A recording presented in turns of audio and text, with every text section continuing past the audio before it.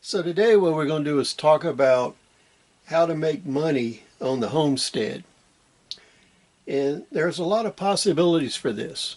And the reason I want to get into this is I talked about the difference between a prepper and a homestead survivalist. And what the difference is preppers concentrate on buying things and using money to solve problems, which is not a bad thing if it's not taken to the extreme. The homestead survivalist is an entrepreneur. They like to grow food. They like to do at-home businesses.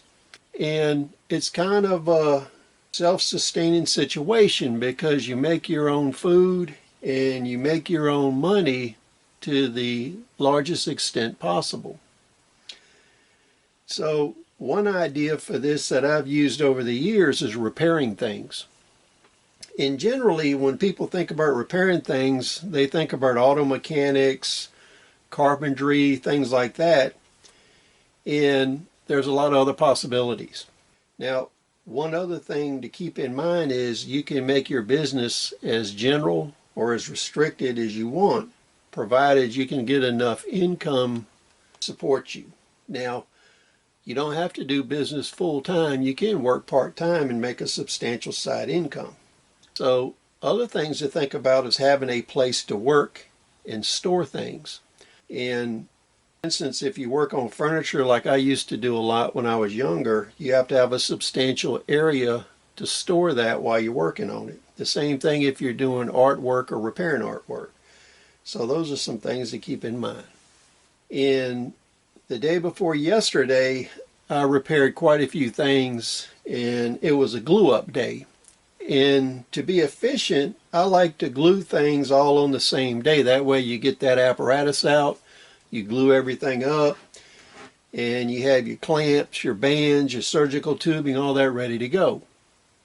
And if you're trying to save money in your workshop, you can set the temperature controls for 70 to 80 degrees, and that way you can maintain the chemical reaction in the glues, the epoxies, or whatever it is you use.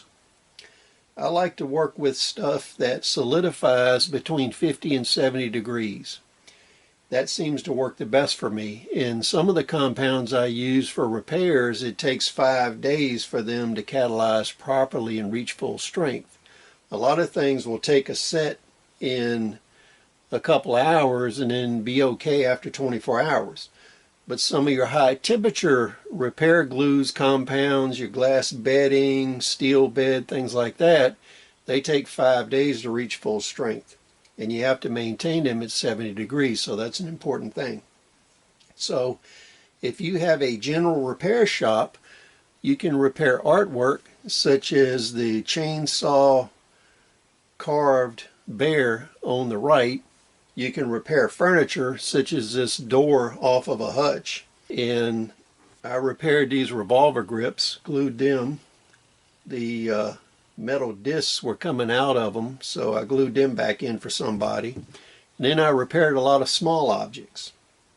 Now, once people find out that you fix things, you can believe that you'll have more work than you can do. And one thing you'll have to think about is setting your prices so that you make a reasonable amount of money per hour and still have time to do other stuff. So the price of your services can be used to limit how much time you spend doing the work. Another way to think about that is opportunity cost. If you're making money doing a business, you're definitely going to want to make money, because if you're not, you could have been doing something else productive instead. So you always want to think about the opportunity cost, which you could be doing rather than your business, and whether that's more profitable. So those are a few things to think about. And what I'll do is I'll go a little in depth on the next videos on different ways to repair things.